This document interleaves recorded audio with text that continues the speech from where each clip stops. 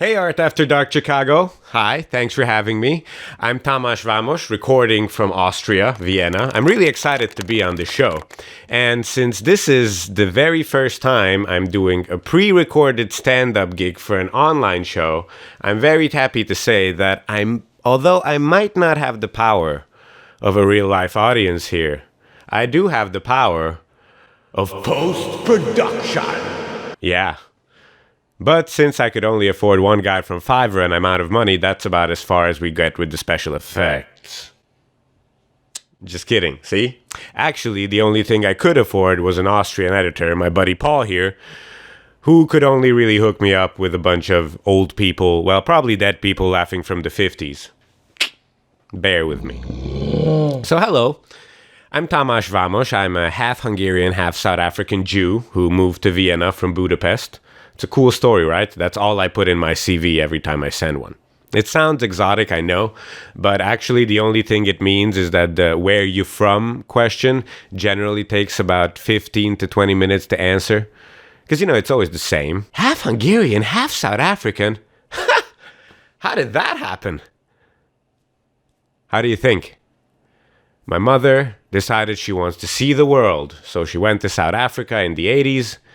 As it turns out, she was easy, so I'm here.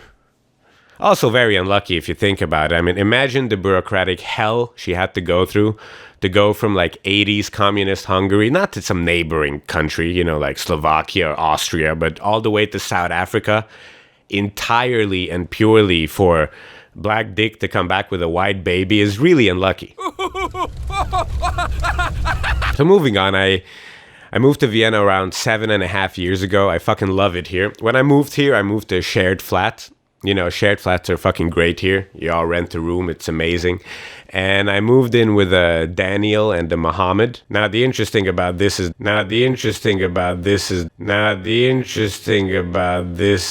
the Daniel was an Orthodox religious Jew who looked like a Turkish dude. And Mohammed was a German Turkish dude who looked like he was part of the Hitler Jugend. No, I'm serious, man. He had the blonde hair, blue eyes. He was whiter than I am. Dude was so white, he couldn't even buy drugs at the hot spots. We take a taxi there, and I jump out of the taxi, and all the drug dealers are like, yes, that guy. And then Mohammed would jump out of the taxi after me, and all the drug dealers are like, police operation, let's get the fuck out of here. But I still really enjoyed living in such a multicultural environment, It's fantastic. It's something one of a kind. Living in a diverse environment really helps you learn about the world a lot. Mohammed, for example, told me that he used to live in Berlin. And in Berlin, there's something that's called, and bear with me on this one, a gay Jewish Muslim community. Yeah. I don't know how surprised you are when you first hear this, but when I usually do this joke, some of you are surprised, some of you are not. For those of you who are not, why the fuck not? Which dimension do you guys come from? You're just sitting there probably yeah, there's two on my corner. I don't get what the big deal is. Why? The two groups, who are most famous for not being able to work together. Apparently the one thing they can get behind is each other. Isn't that beautiful? I think that's wonderful. And to be honest, I didn't research this because, maybe it's not a positive thing. Maybe it's more like a fuck the enemy kind of. Well, hey, you know what that is? That is how you fuck the enemy. Remember those hippies from the 70s? Make love, not war. Well, guess who's making both at the same time without anybody dying? And by the way, to backtrack this, for those of you who did understand it when you listen to this, I'm glad you did, because I did this joke once before lockdown, and some dude in the first row just goes, gay Jew Muslims, and because I'm an educated person, I very eloquently said, what? And he said, what are gay Jew Muslims? And I said, no, dude, gay Jews and gay Muslims, not gay Jew Muslims. What is that even? How would that even happen? And think of that. My father was Muslim, my mother was Jewish, and I turned out fabulous. I mean, let me know if you heard of anything like that, but I haven't. It's very, very weird to me. But I generally speaking love Austria, man. Everything works here. You can freak Austrians out by just saying good morning at 2 o'clock in the afternoon. everything fucking works. I even experienced the healthcare system. This is going to be a big one in America.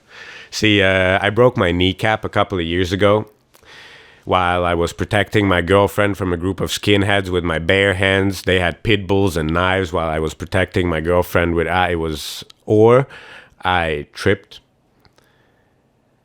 Yeah, one of these stories I enjoy telling a lot more than the other.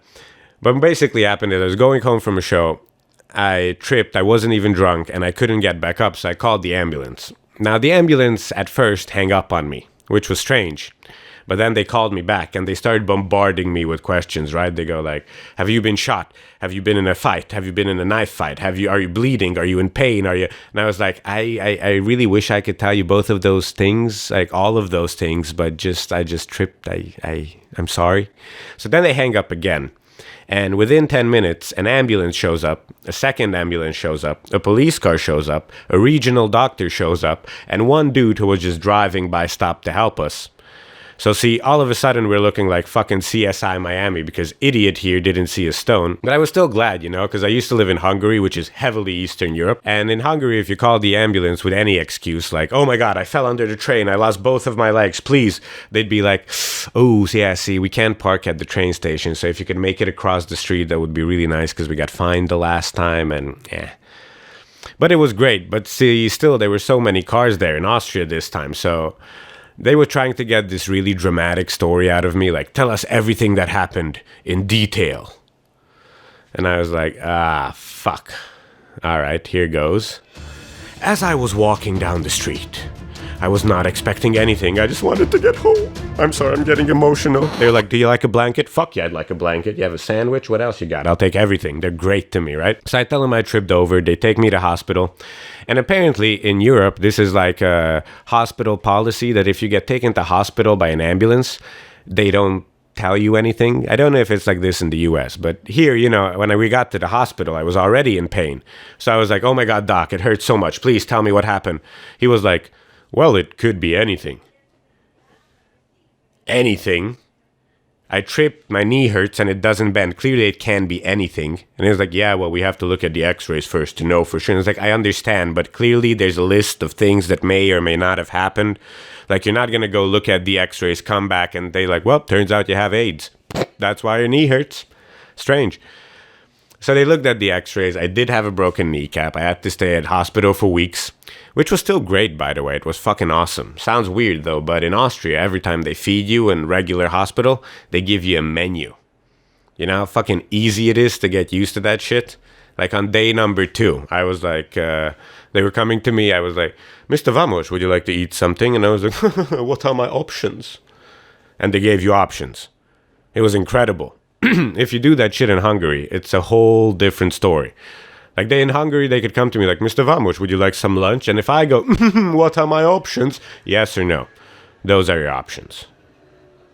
So that's all from me. I've been Tamas Vamas. Thank you very much for listening to this wonderful bit. I hope you enjoyed.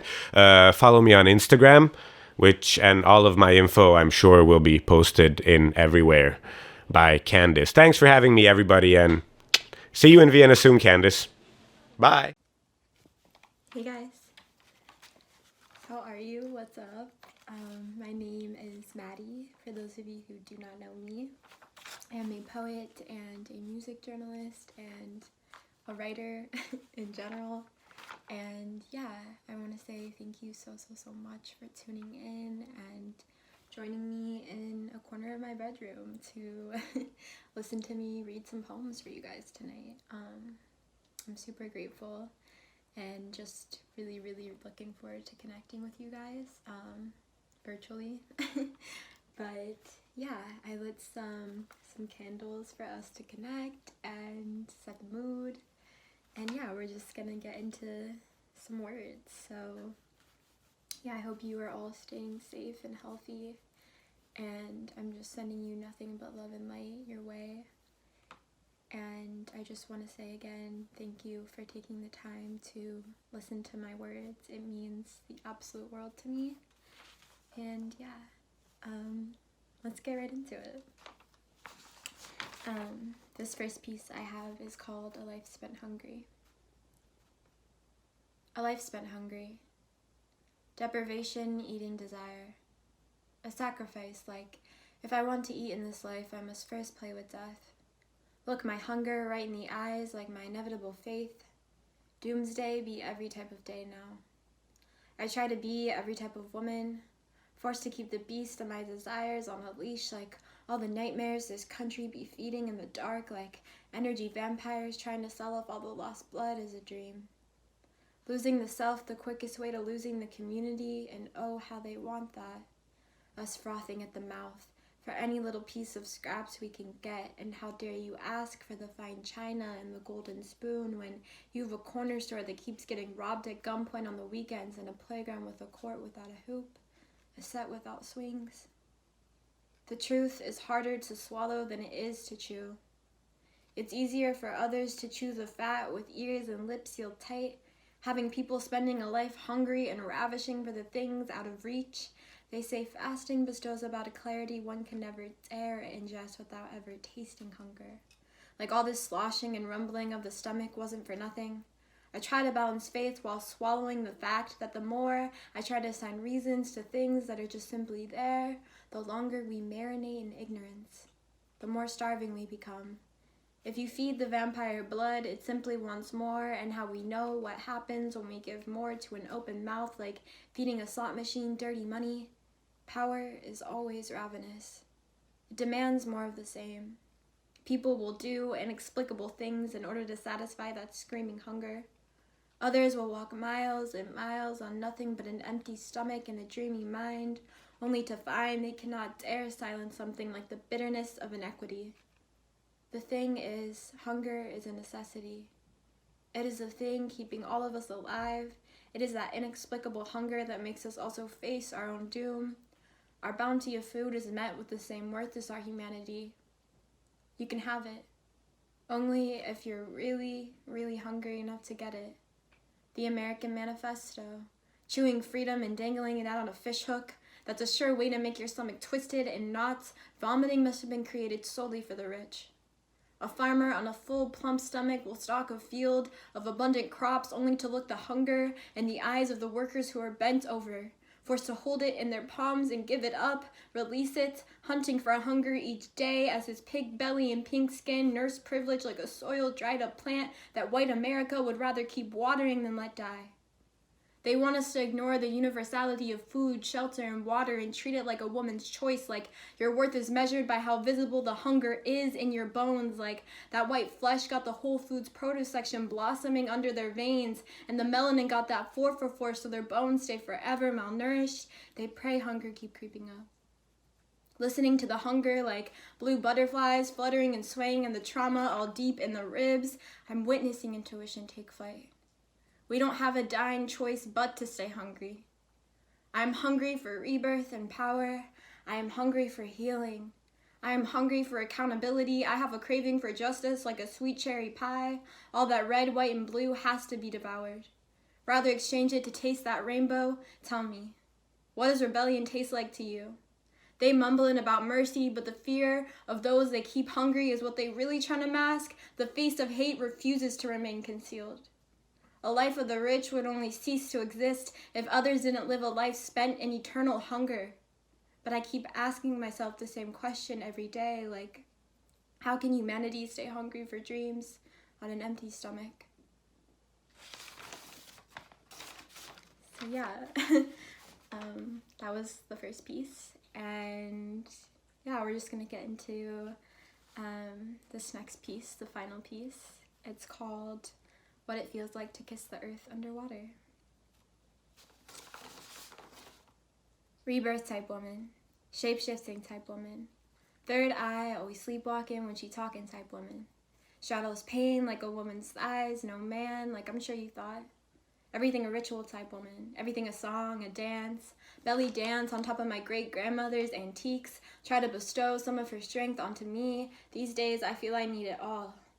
Watch me sundance on this earth like what a woman gotta do to get a little light, protect my peace like I guard my very own female body, because the hips, I know for sure, are where God houses itself inside of me. The curve of the hip, something like the slope of a mountain, blessing my femininity like isn't this some holy water?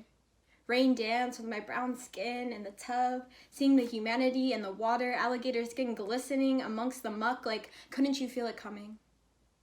The ancestral trauma trickle, a heavy, quiet storm, like how your mother used to cry on a quiet afternoon when no one was looking, like I was too afraid to look her misery in the eye, like we gotta look it in the eye.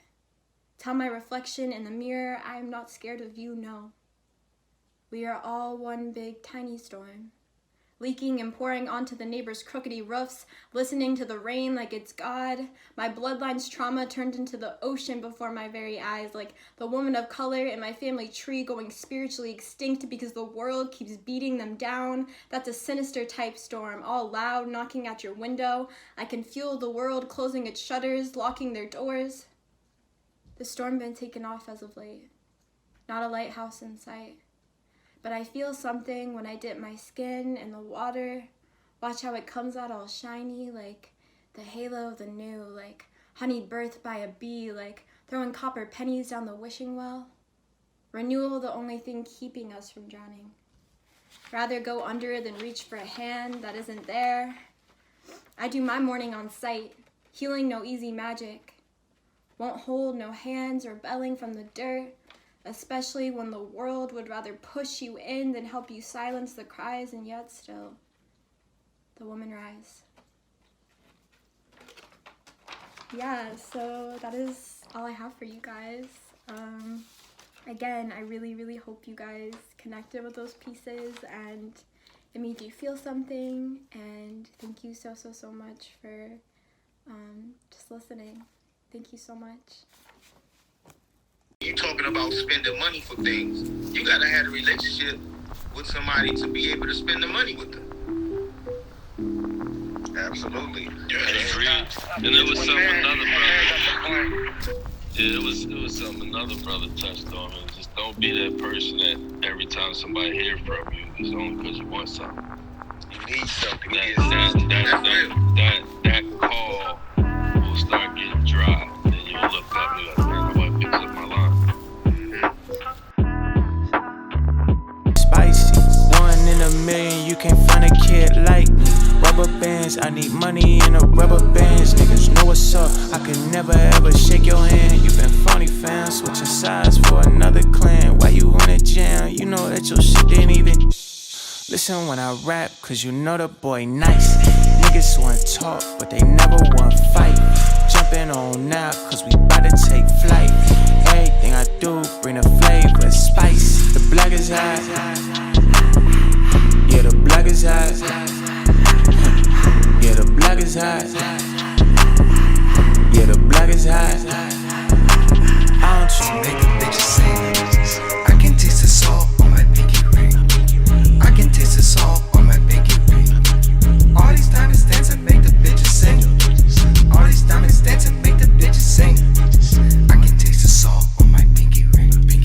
All these diamonds dance and make the bitches sing.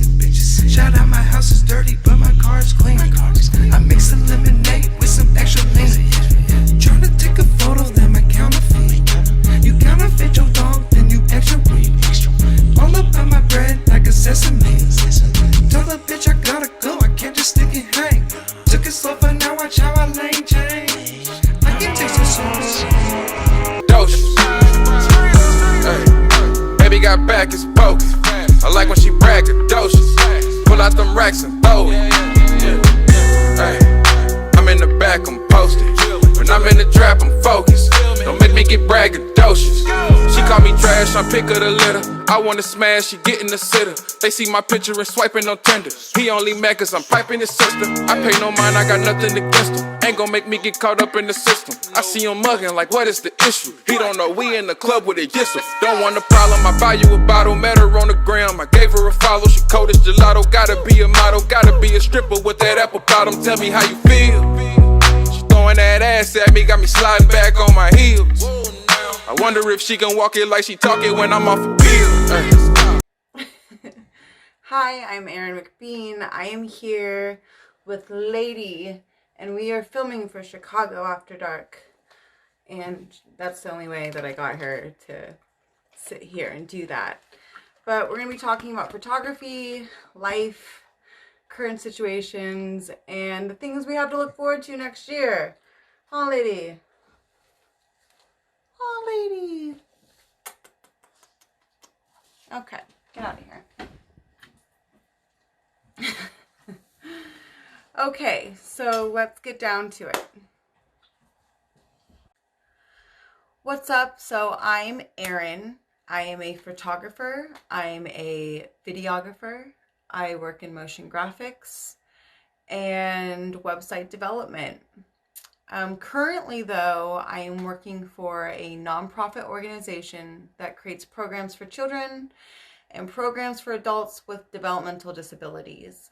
I always get asked like questions like, oh, you're working for a computer company. Oh, you're working for a floral shop. You're working for, so it's an organization and they have like 10 programs, which pretty much nail all the spectrums of jobs so that the adults with developmental disabilities in our community have every opportunity, as they should, to work in the field that they can excel in. So I currently work in 6 other locations.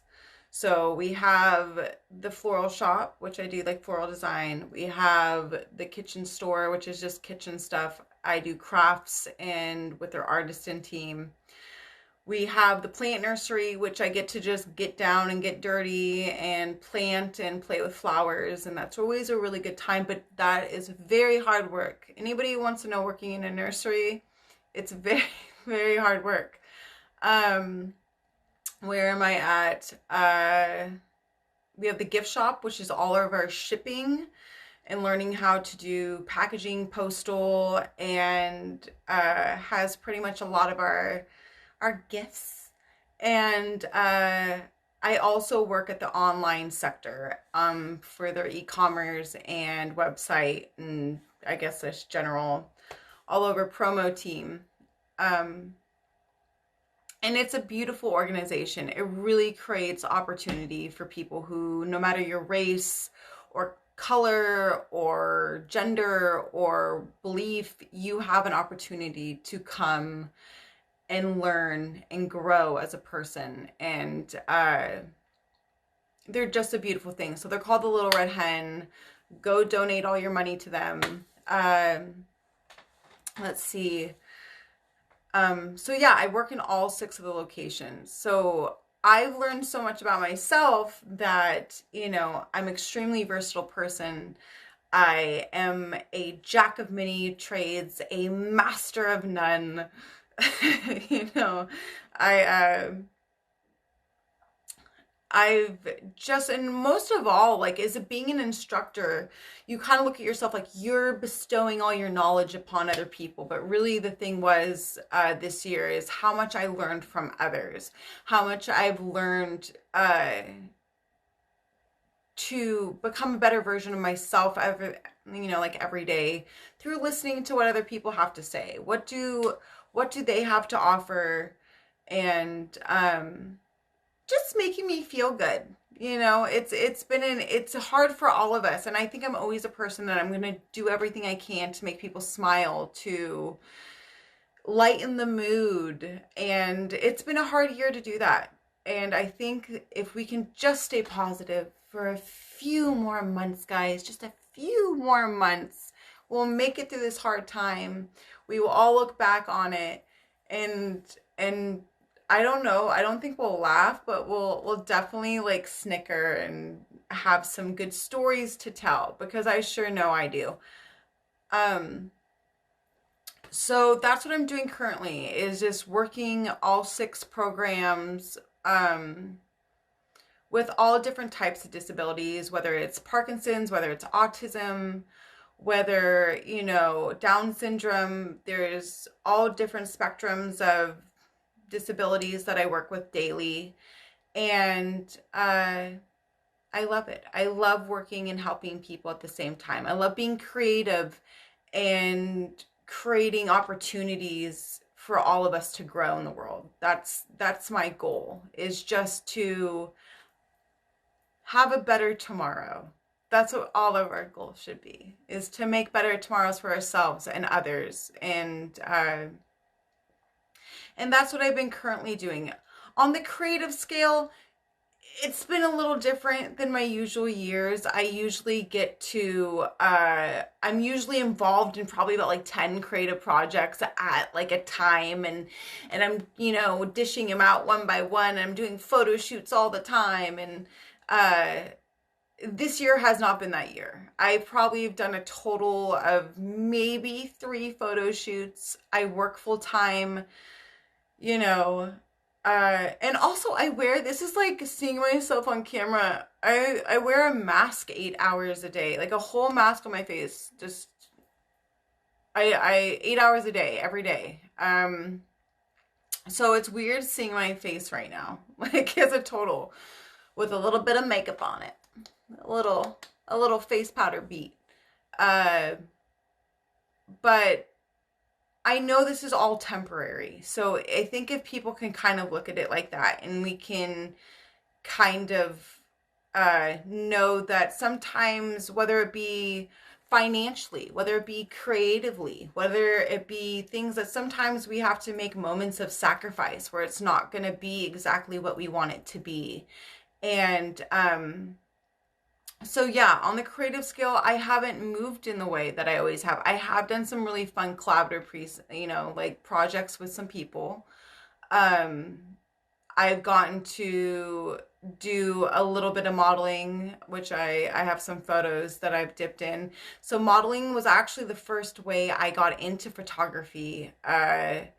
I was on the other scale. I didn't even realize that like I had the abilities to be on the other side of the camera. I always looked at it, I grew up pretty poor. I didn't have money for really expensive digital cameras or even film cameras or all that. I mean, it's a true investment. I think if people want to know the honest truth behind production, is that you got to dip some money into all this stuff.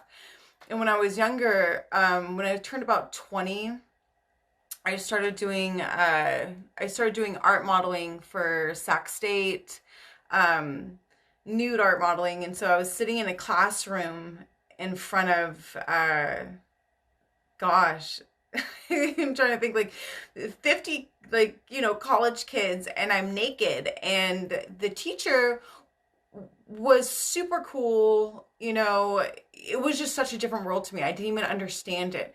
But there was such a crowd of body positivity, and people, even though you're being judged and they're watching like your every move and how you're posing yourself and everything, there was such a sense of comfortability that I felt, along with vulnerability and exposure. And it was all these emotions wrapped up into one. And I remember feeling in that chaos, I was at home. Like I was like, this is what I love. I love catching the attention. I wouldn't say attention seeking, but as in showing and being a part of different ways of looking at the world. Creating art. That's the biggest. Creating art. It's such a big part of my life. And when I was about 20 years old, that's when I really, really felt that. I've always been, I do painting. There's so many creative, it's hard for me because I have a lot of creative outlets that I like to involve myself in, whether I have time for a lot of them lately. They're always a big part of my life. But modeling was my really big first step into exposure and putting yourself out there and having people give you feedback. And I have to admit, even in ways of my photography, which I don't show a lot of it, whether because it was commissioned or it's just personal, as that scale and that behind the camera, I haven't gotten that comfortability quite yet as I do with modeling.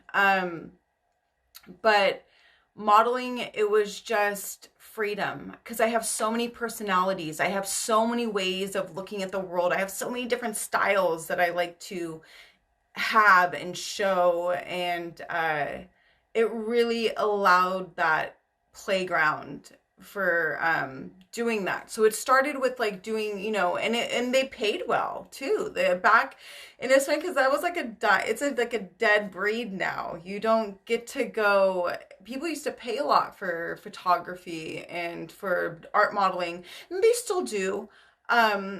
It's just times have changed a bit. You know, advertising, all of it's evolved a bit. But so once I started doing that, I started working with a lot of other photographers throughout the California area, doing prints, doing ads, doing things, getting my name out there.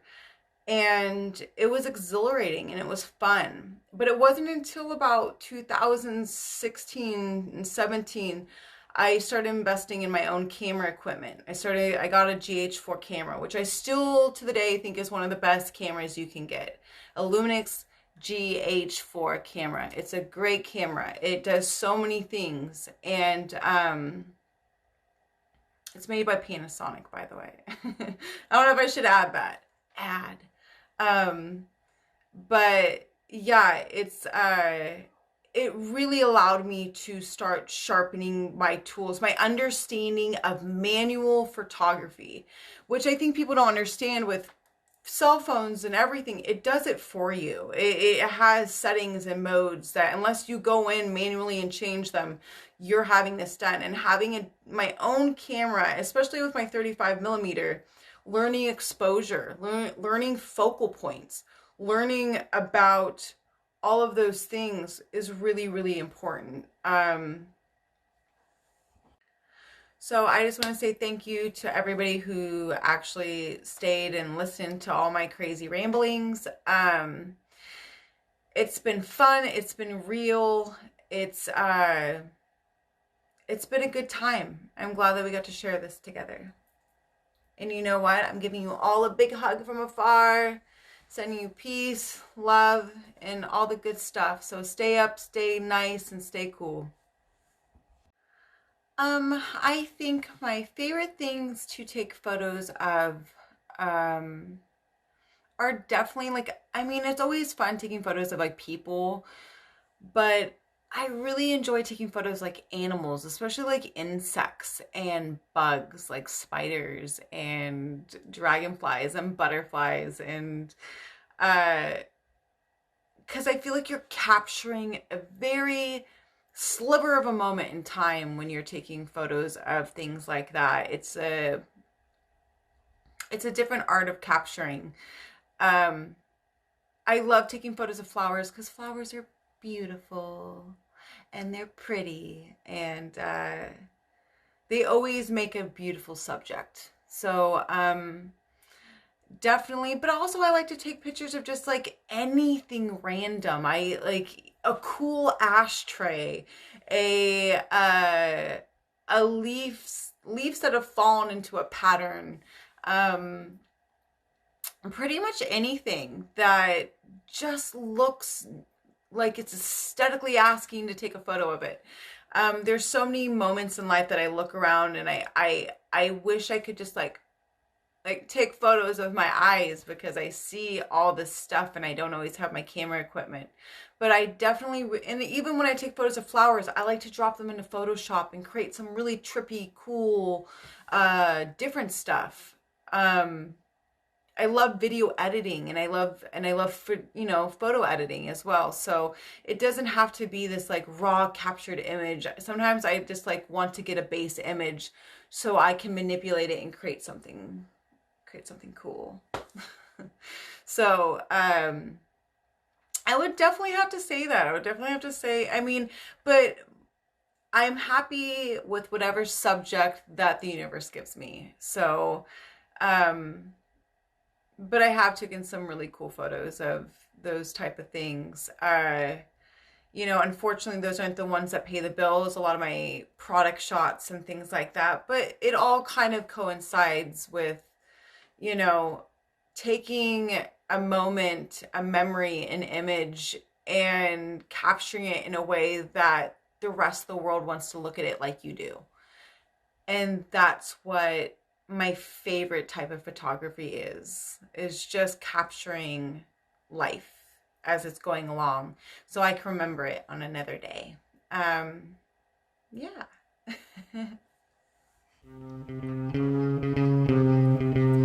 Yeah.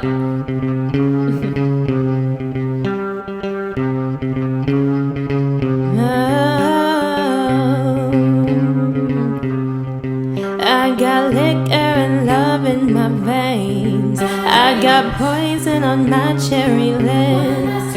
I got too many numbers, no names.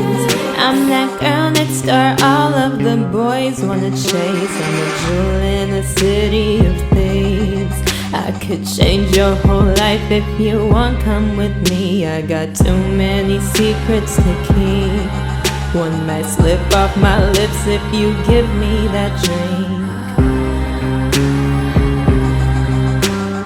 You keep on playing, you keep on playing. Don't make me say it, oh don't make me say I'm that bitch. Say my name, where's my crown, call me queen. I'm that new rolling stone, I'm that bitch you can't claim. If you dare come my way, know your place ain't my throne. I'm that bitch.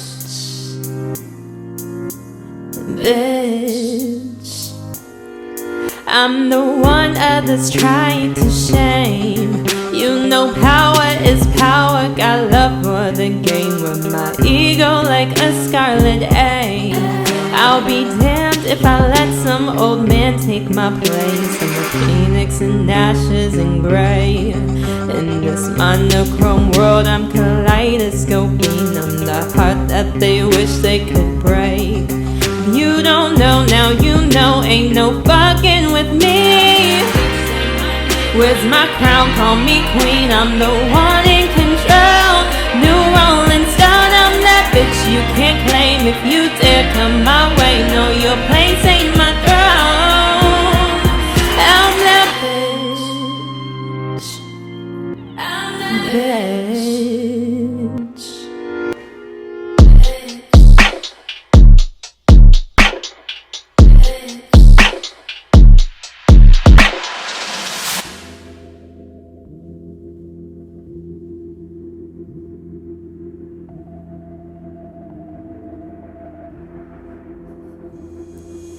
Guess I had a thing for men with Corollas.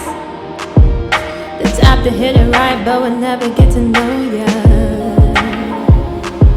Late night AMC, get a popcorn and drink. At the end of the night, show it to your backseat. But I guess that's why you were beautiful, always so unattainable. The way you'd fuck but would never call. And I guess that's why I should have known that boys like you don't have feelings. Boys like you are not willing to change for love. You want a good girl to fuck it up, gives you her all but it's not enough. And girls like me fail to see that boys like you never believe in happy endings. But you were so fucking high, late night in a mission in a parking lot. Left our best friends in the hotel lock. Now I see that you always rock the latest trend. You go brief outfit style by Ralph Lauren. All these other bitches wanna be your friend. They don't see that boys like you don't have feelings. Boys like you are not willing to change for love. You want a good girl to fuck it up, gives you her all but it's not enough. And girls like me fail to see that boys like you never believe in happy endings. Nowadays cats have side chicks like handbags, accessory to murder of monogamy. Says he wants a good girl that can be bad. Can you tell me what the fuck it means? Can you tell me who the fuck to be? Can you tell me what you want from me? And I'll find that boys like you don't have feelings. The boys like you are not willing to change for love.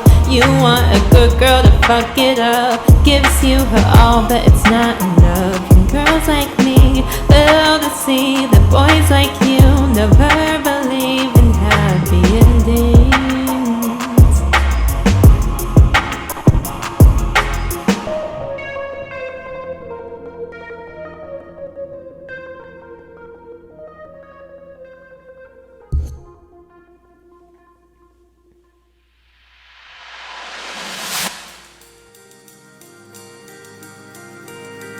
This song is for my sad bitches. Sapphire wave, kaleidoscope summer, has his hand on my waist. There's a chain of ghosted lovers, and I give him a day. It takes a year for my recovery, though I still see his face. I find some peace in arms of others. Thinking about you. Oh no, all I want is you. Only want me when I don't.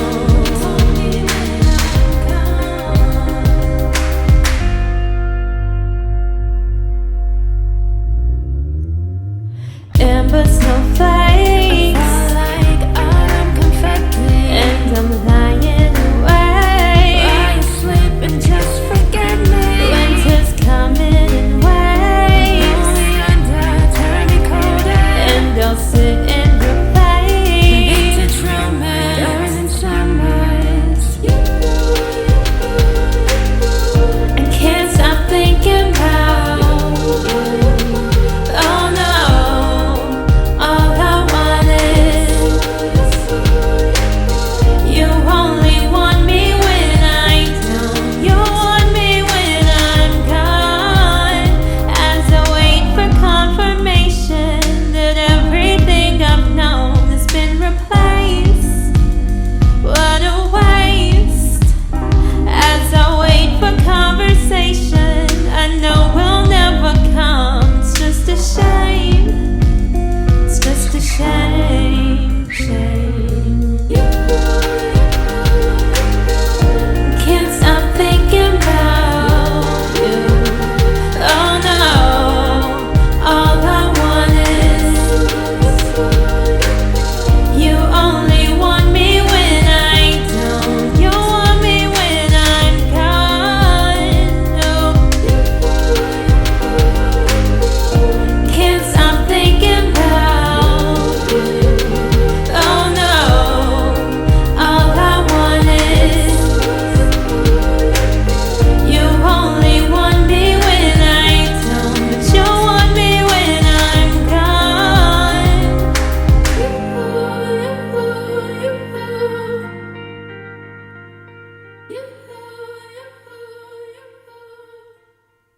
Yeah, I can play the part. Just be my king of dreams, and I'll be your queen of hearts. I want to thank Art After Dark for having me, and everyone for watching. This last song is Queen of Hearts.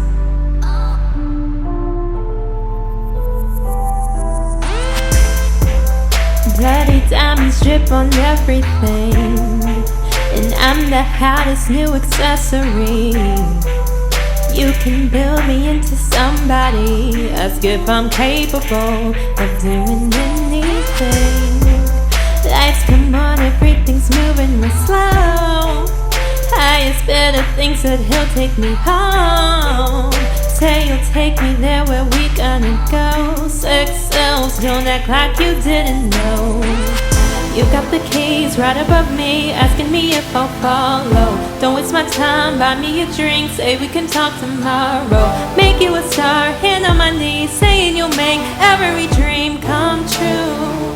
Just come through now, now. So I'll do what you want. Yeah, I could play the part. Just be my king of dreams, and I'll be your queen of hearts. I can do, yeah, I can do it. Money, power, love, and motive. I can do, yeah, I can do it. I can do it. I can do it. I can do, yeah, I can do it. Money, power, love, and motive. I can do, yeah, I can do it. I can do it. I can do it. Bloody diamonds drip on everything. I see you out here nearly every week. You're always in search of some company, and you'll say anything so you can lay with me. I'm like water and you're drowning real slow. Want me to come through and build your ego. Too bad money only buys you a show, but sex sells, that's the only role I've known. So I'll do what you want. Yeah, I could play the part. And if you be my king of dreams, then I'll be your queen of hearts. I can do, yeah, I can do it. Money, power, love, and motive. I can do, yeah, I can do it. I can do it. I can do it. I can do, yeah, I can do it. Money, power, love, and motive. I can do, yeah, I can do it. I can do it. I can do it.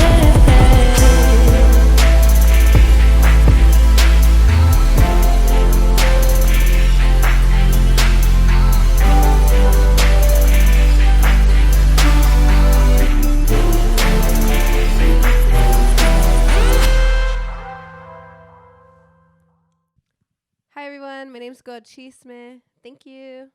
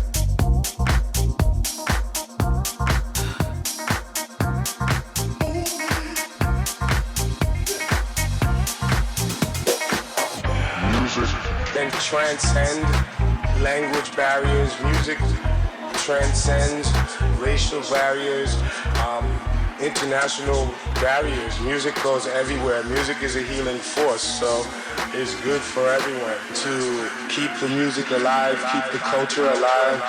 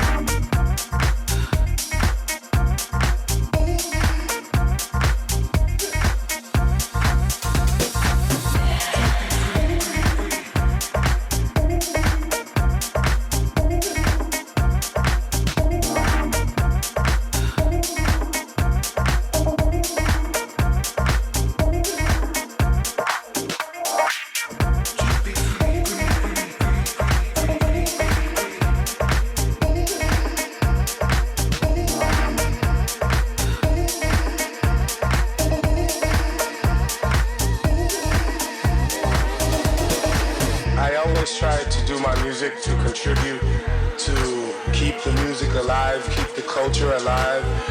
Music can transcend language barriers. Music transcends racial barriers, international barriers. Music goes everywhere. Music is a healing force. So, you know, this music and soul music is good for everyone. I want to say, you know, thank you. Yeah, you getting down.